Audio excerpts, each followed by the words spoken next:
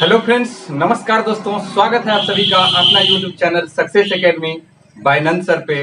तो दोस्तों, आज मैं आप सभी के बीच लेकर के उपस्थित हो गया हूं घन घनाभ से रिलेटेड चैप्टर को। इससे पहले कुछ इंट्रोडक्शन को समझते हैं कि क्या है घन घनाभ का परिचय। ठीक है दोस्तों, वीडियो अच्छा लगे तो लास्ट में जाते जाते आप चैनल को सब्सक्राइब भी कर देंगे और वीडियो को लाइक भी कर दीजिएगा। दोस्तों, तो चलते हैं, हम देखते हैं क्या क्या है घन घनाभ में। ठीक है, सबसे पहले आप देख रहे हैं कि ये घन जो बना हुआ है ये वर्गाकार शेप में है। कैसा है? वर्गाकार शेप में है। ठीक है, यानी वर्गाकार में ही घन बन जाता है। तो आप सबसे पहले देखेंगे, समय कम लगने के लिए मैं बोर्ड पे लिख करके रख लिया हूं कि घन का कुल सतह का जो होता है सो कितना संख्या होता है? 6 होता है। ठीक है दोस्तों, सबसे पहला प्रश्न आपसे आएगा कि घन का कुल सतह कितना होता है, तो आपको बताना है कि 6 होता है।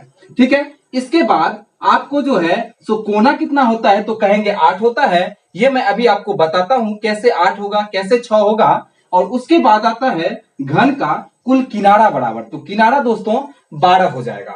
ठीक है, अब हम चलते हैं कि 12 कैसे होगा, 6 कैसे होगा और 8 कैसे होगा, इसको देखेंगे। तो सबसे पहले आप देखिए सतह कैसे कैसे हमको 6 होगा। तो आपको दिख रहा होगा कि 1 2 3 4 5। ठीक है दोस्तों, और एक जो इसका बैक वाला पृष्ठ होगा यह आपको सतह 6 हो जाएगा। ठीक है, जो आप देख रहे हैं सामने में।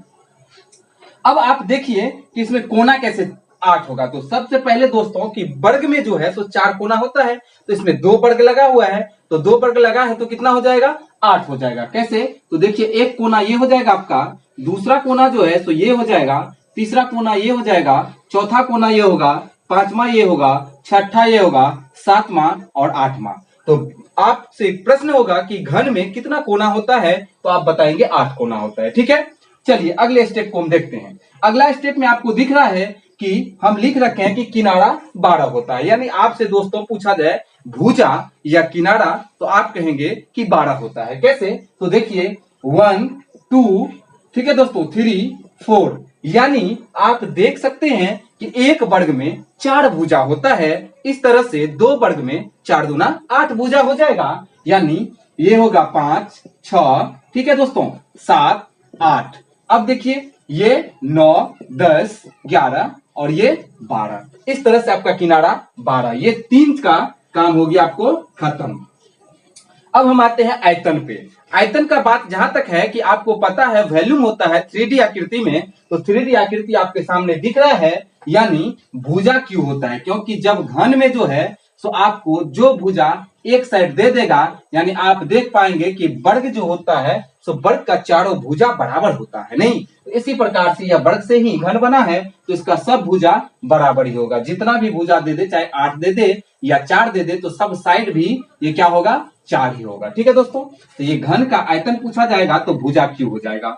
घन का कुल पृष्ठ क्षेत्रफल पूछा जाएगा, तो आपको बताना है कि घन का सतह होता है 6, उसको आप भुजा से गुना कर दीजिए, स्क्वायर में आ जाएगा। तो घन का पृष्ठ क्षेत्रफल कितना हो जाएगा दोस्तों? तो 6 भुजा स्क्वायर। इसी तरह से घन का विकर्ण पूछा जाए तो √3 गुने भुजा होता है। कैसे? तो कहेंगे वर्ग का विकर्ण होता है √2, ये होता है ना वर्ग, तो 2 वर्ग हो गया ना। एक बड़ा सा ये जो विकर्ण होगा ये विकर्ण हो जाएगा। तो इस तरह से 3 विकर्ण होता है आपको घन में, तो √3 गुने भुजा। ठीक है दोस्तों, ये विकर्ण हो गया। अब यहां तक समाप्त होता है, तो हम चलते हैं घनाभ के दृष्टि में। ठीक है,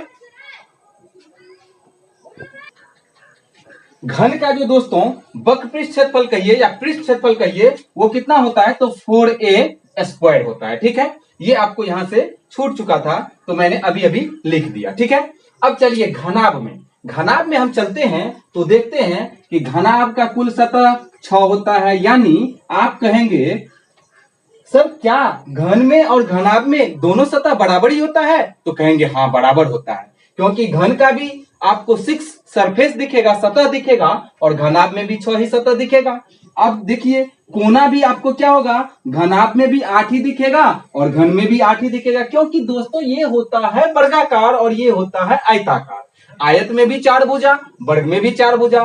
फर्क ये है कि आयत में आमने सामने की भुजा बराबर और समानांतर होती है, लेकिन वर्ग में चारों भुजा बराबर होता है। ठीक है, अब चलिए घनाभ का जो कुल किनारा वो भी 12 ही होता है, क्योंकि इसमें भी 4 इसमें भी 4। अब देखिए घन का आयतन हो जाएगा इसमें लंबाई गुने चौड़ाई गुने ऊंचाई। आपको पता है कि घन में यानी वर्ग में और आयत में एक चीज का फर्क है, क्या कि वर्ग में एक भुजा रहता है और आयत में 2 भुजा बराबर होता है, लेकिन वर्ग का चारों भुजा बराबर होता है। तो वहां से एक इकाई डालने पे, यूनिट डालने पे आपको काम हो जाएगा। कोई 6 दे देगा भुजा बराबर, या घनाभ में आपको कहेगा या आयत में। तो फ्रेंड्स हम लोग देख रहे थे घनाभ का, ठीक है।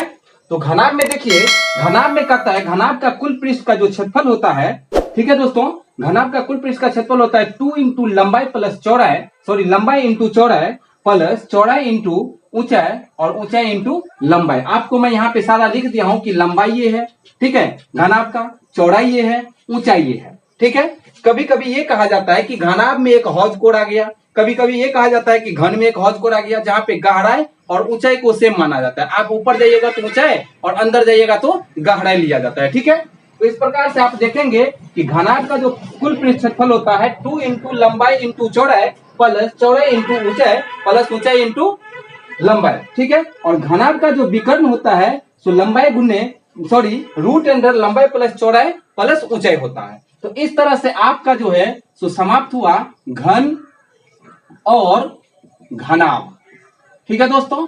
घन और घनाभ का जो इंट्रोडक्शन था वो समाप्त हुआ। मैं अगले वीडियो में आपको इस पे क्वेश्चन लेकर के आऊंगा, तो आप लोग बताइएगा इसमें मुझसे क्या छूट गया और क्या रह गया और मुझे और क्या बताना है, ठीक है दोस्तों। और वीडियो कैसा लगा कमेंट्स के माध्यम से जरूर बताइएगा। और जाते जाते आपसे रिक्वेस्ट है कि सक्सेस एकेडमी को अपना प्यार देते जाइए, ठीक है दोस्तों।